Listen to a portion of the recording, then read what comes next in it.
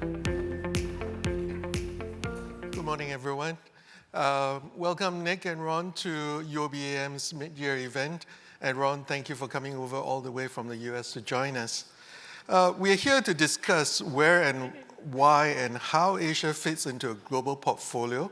And for this, we are hoping to draw on both your experience in global markets and with global investors. Right, so maybe if I may start with you, Ron, and let's go ahead and address the elephant in the room, China.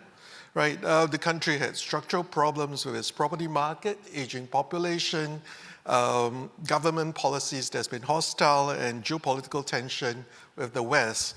As chief market strategist for Lazard, do you share some of the sentiment with some of sort of the Western investors that China has become uninvestable? Well, the quick answer is no. I disagree with the idea that China is uninvestable, but maybe if I could start by tackling the macro story, and then I'll also explain why you should probably not focus too much on macro when you're thinking about investing. I mean, when I look at China from a macro perspective, I think the issues really started about 4 years ago when the government announced the 3 red lines policy. Effectively, they recognized there was too much leverage among the real estate developers, and they said if you have too much leverage as measured by any one of 3 key metrics, your access to credit would be curtailed in the future. Now, what we've seen since then is developers began having trouble getting credit. They started defaulting on their obligations. Consumers got nervous. They said, wait a minute, if I buy a property today for delivery in 2 years and my developer defaults, will I ever get that property?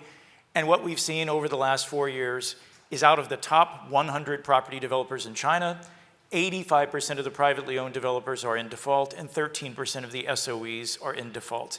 Home purchase transactions are down 75% in renminbi terms from 4 years ago, and new housing starts are down 60% in terms of square meters of space. Now, that's all bad news. That's translated to lower home prices. In Tier 1 cities, home prices are down 25 to 30% from the peak. In Tier 3 cities, down 40% or more. And that's led to all-time low consumer confidence. So where's the bright side of the story and why is China investable? Well, the bright side of the story is China went from developing 1.7 billion square meters of real estate per year for residential purposes to 650 million.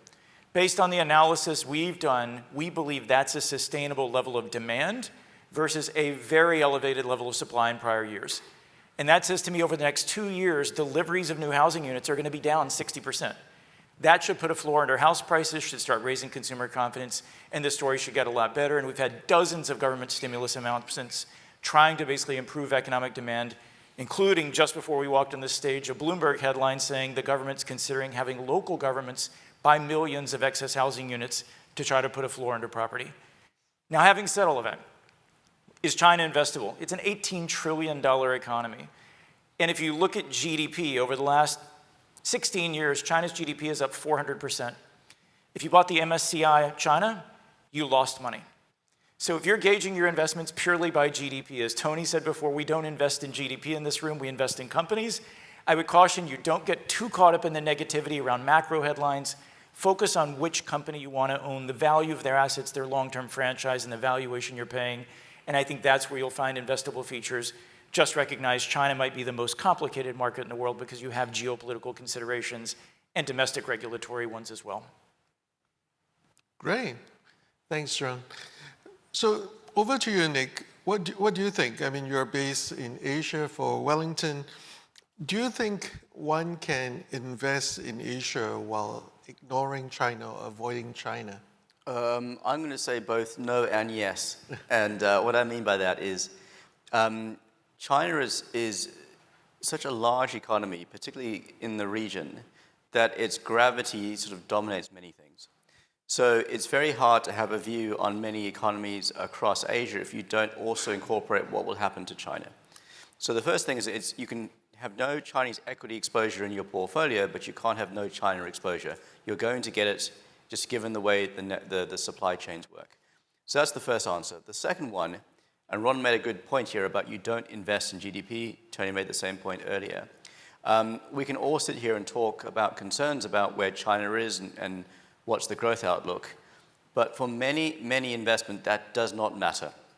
You can find lots of compelling opportunities in changes that are going on in the ground, in Thailand, here closer to home, and elsewhere in the region, which are not dependent on how fast China grows in the next few months or years. So the first thing is you can't ignore it. It's just too big. It will be very important for the region. But when it comes to investment, you don't need to be too focused on that. You need to think about the company you're buying, what's the dynamic you're playing, what's the profit opportunity, and go from there. Maybe now is a time to dovetail into a question that we received from our clients. Basically, obviously yesterday we heard that President Biden has just signed has just agreed to increase tariff on Chinese exports on certain on chips and on batteries and on solar cells. How does that impact U.S. as well as China? Obviously, from U.S. point of view, how does that impact inflation? Or from China's point of view, how does that affect their growth? And how does that change your view of China in terms of the sort of environment or the investment environment, Ron? Yeah, I would say it doesn't change my view because this is entirely in line with expectations. Regardless of who wins the election in the U.S. on November 5th, you're going to continue to see trade tensions between the U.S. and China. And I think, by the way, you're going to have much higher trade tensions between Europe and China as well as it relates to EVs. Yesterday's announcement, by the way, according to the White House announcement itself, only covers $18 billion of goods exported from China to the U.S. each year. That's out of about $550 billion of U.S. imports from China. So it's relatively small. So I don't think it moves the macroeconomic needle in terms of U.S. growth. But what is interesting is the products the U.S. chose to put tariffs on. We effectively just identified our key vulnerabilities relative to China. Because alongside semiconductors and lithium-ion batteries, we also put a 50% tariff on syringes. Effectively, if you look at it, 90% of the world's generic ingredients into antibiotics come from China. And so there are a lot of vulnerabilities in the West where if you ever ended up in an extraordinarily tense situation, China can do a lot more than shut off rare earths. And so I think we should just focus on that as well. I'll just add 2 quick points. I agree with everything that was just said. It's small enough not to matter, but I think the direction is interesting.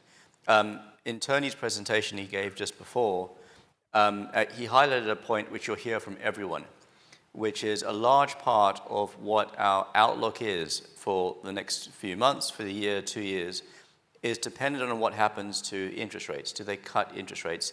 That in turn depends on inflation. So if you have a ratcheting up of tariffs, that could impact on markets through the inflation channel. We're not there yet, but that is something to watch. The second one is, although it's on small number of goods, to Ron's point, look what's going on. The US is targeting certain sectors where it wants to have strategic autonomy in. It wants to make many of these things domestically. So we are moving from a place where we were last 2-3 decades, where governments wanted to effectively get the cheapest price regardless of where it was made, and were happy to lower tariffs everywhere. You had this integration, globalization going on. Now what governments all over the world, and the EU is absolutely going to be part of this, they're saying, well, it's no longer about price. Actually, what we want is even if we can make this particular thing overseas, we want to make it here because we want to have strategic autonomy in that. That, on the whole, is negative for inflation, negative for growth. So look at the direction. I agree that it's not something to worry about too much now. Actually, if I could just amplify that, I think it's a really important point Nick just made, because if you look at what's likely to happen in the U.S. after the election, Donald Trump has pledged 10% tariffs on every import into the U.S. and up to 60% tariffs on all the imports from China. Again, I just mentioned $550 billion a year of imports from China. 60% of that's $330 billion. That's over 1% of GDP and extra taxes. A lot of people think immediately of inflation, and I agree with Nick's comments there, but I think you should also think about what it does to corporate profit margins. Companies rely on supply chains. They can't turn the supply chain in China off and immediately go to Vietnam or somewhere else. So effectively, if you sell discretionary products and the price goes up a lot, you take a hit to your profit margin. So this can actually be a real consideration for U.S. equities as we move into the later part of the year. Interesting. So, Ron, given what you just said, do you think your weight of Asia in your portfolio would go up or go down in the next 5 to 10 years? Yeah, I see one direction for Asian allocations, and it's higher. And I think the real debate for me around Asia is how overweight do you want to be the region? And again, I'm considering this expansively, including Japan all the way through South Asia. But one of the anecdotes I just came across recently, the European Commission estimated that between 2017 and 2030, the number of middle-class consumers globally would go from 3.5 billion to 5.3 billion. So 3.5 to 5.3. 88% of that growth in Asia. And by 2030, 66% of all of the middle-class consumers in the world would be in Asia. And so when you look at those kind of numbers, the growth is astounding. And it's not population growth, it's income growth, right? And so I think there's a very positive story here at differing speeds across different countries in Asia. But I see it as very, very positive in terms of an investment backdrop. And I would just highlight, for example, India will be a bigger economy than Japan in the next 7 years, well above the size of Japan. Wow. Okay. Nick, being based in Singapore and Asia here, do you see any opportunities or risk in Asia that others might be missing? I mean, this is sort of from the ground point of view, do you see anything that could be interesting? Yeah, it's really interesting. I have a colleague who's based in the US, and part of what we do day to day is to help big asset owners think through asset allocation. And if I look at some of the portfolios we have from US big sophisticated investors, their portfolio tends to have something that says US equities and then non-US equities. They don't distinguish anything outside of the US, it's just this big lump. And then when I start talking to clients getting closer to Asia, the subtlety gets there, the allocations get there, there's a realization on these things. So I think that's right. I just want to mimic Ron's point about the change that's going on. When I'm in the US, the conversation about Asia is often about China or Japan, effectively. And often they're about broad policy. Now and then, discussion comes up about India. I think that's an interesting point to think about. But then what's missing is in China, in Japan, there are concerns, genuine concerns about demographics and an older population and what it means for long-term economic growth. It's the opposite in other parts of Asia. So I think as we get closer here to Asia, the opportunities become clearer to see, and it's a lot more subtle picture, and the opportunities are much broader than just will Japan continue to grow as it has. Okay, so Ron, for you, for your next $1 million of new money in your portfolio, where do you see good tactical opportunities over the next 12 to 18 months? Which geographies or which sectors are you thinking of? Yeah, so on a tactical basis, I would say the most attractive market to me globally is Japan. I think Japan is very well positioned. I think we might be at the beginning of a multi-year inflation normalization. If you look at it for the last 3 years, you basically had 3% inflation per annum after decades of 0 to negative inflation. Consumer psychology takes a long time to change, but if you've always known you can wait to buy something because it'll be cheaper in 6 months, and then suddenly the price goes up 10% in 3 years and you're just not used to that, that might change how you think about when you buy. But also it changes how you think about your asset allocation. If you look at Japanese household financial assets, 55% are in bank currency and deposits earning 0 interest rates. So in the last 3 years, you've lost 10% of your money in real terms by sitting on those bank deposits, while only 9.9% is allocated to equities. At the beginning of this year, the Japanese government took what they have, these Nippon Individual Savings Account, NISAs. They tripled the limit of how much you could put into these tax-deferred retirement vehicles and significantly extended the tax deferral period. Inflows are up 300% from last year, and where traditionally 80% of that money went outside Japan, now it's only 50%. So I think when you look at corporate governance reforms from the Tokyo Stock Exchange and the government, higher inflation, higher wage gains, and consumer behavioral changes, and consumer finance asset allocation changes, I think there could be a great opportunity here over the next 2-3 years. Now, having said that, by the way, while it's fun to talk about tactical opportunities, I also want to remind you that it's always good to zoom back out. And in my view, based on our empirical analysis at Lazard, what we found is the best place to have your money over long periods of time is in quality. And you can find a lot of quality companies in Asia and Europe and the US, but the common factor is finding companies with really high returns on capital that can be sustained for many years because they reinvest in their competitive advantages. It can be anything from TSMC, which is one of the greatest quality companies in the world, to an LVMH in Europe. to perhaps Alphabet in the US. Right. So, I think I would also reassure you that if you look back over decades, quality has outperformed value, it's outperformed growth. And maybe it's best to just say, can I take a global approach and invest in quality? And that will probably serve you better than trying to market time moving money around. Great. Nick, you get the last word. If you're a mid-sized Asian-based institution, how would you be allocating your money now? So the first thing I'd be doing is, correctly, many investors have a large part of their allocation probably still in cash. And that made sense when cash rates were high and going higher and there was uncertainty around the economy. Completely understand that. The trick is to realize we're in a very different place than last year. The debate really is when do interest rates start to come down, not if. And the economy is much stronger than everyone thought. So I think it's about time getting out of cash into other asset classes. Equities and credit is a good example. Credit, if I told anyone in this room, here's what you can get from credit funds 5-6 years ago, you would have jumped at that opportunity. The yields on offer now are very attractive. On the equity market, I would also highlight Japan. We are very big investors in Japan. In our portfolios, we have very big overweights in Japan, both tactically, but also we think the long-term story is there. And just this point about quality, put yourself in the shoes of company management.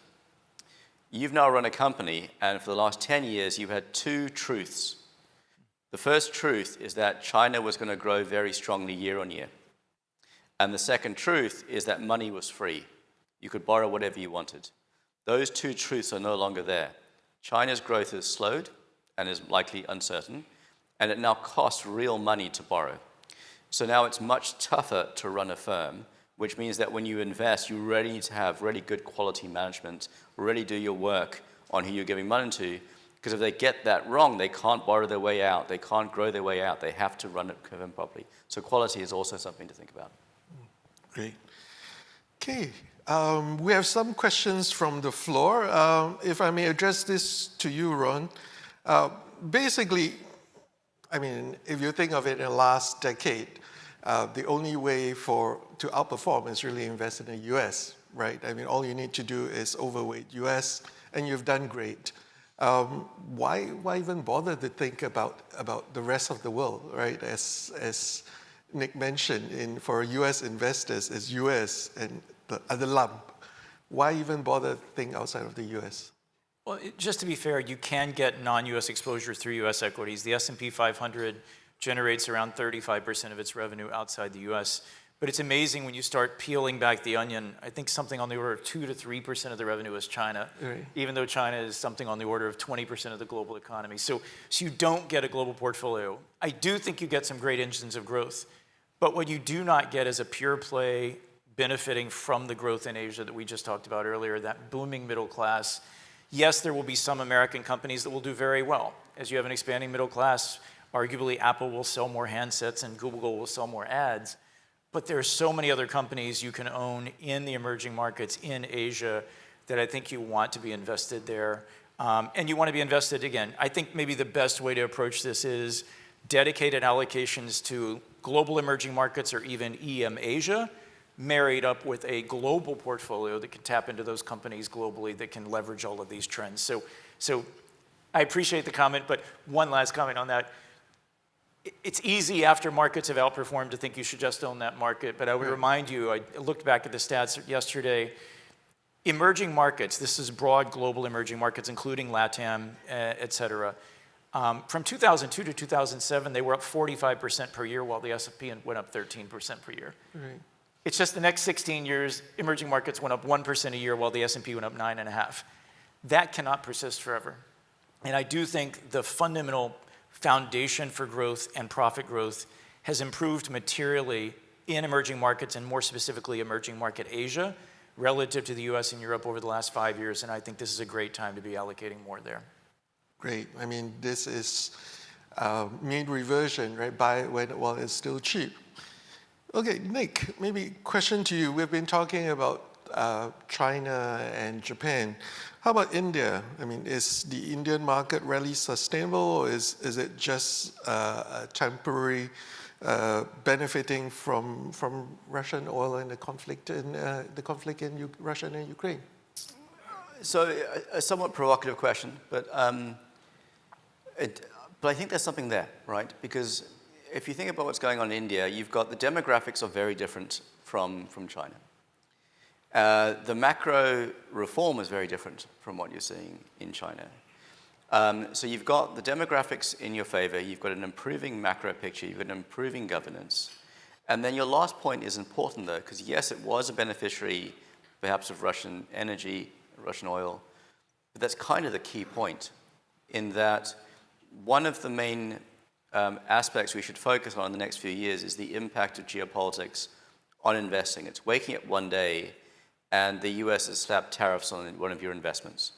So geopolitics is real and we need to understand that. And India is going to be a beneficiary of that to some extent.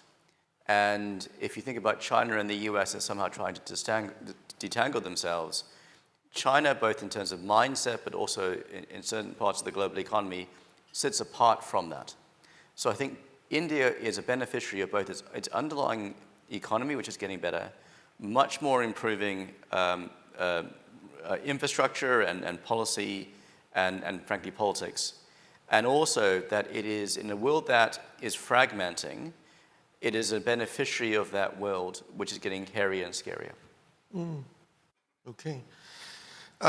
Let's come closer to home. We are sitting in Singapore here in ASEAN. Is there a place for ASEAN in your portfolio? Maybe we start with Nick? Yeah, the way I answer this is, the first point, it depends where you start from.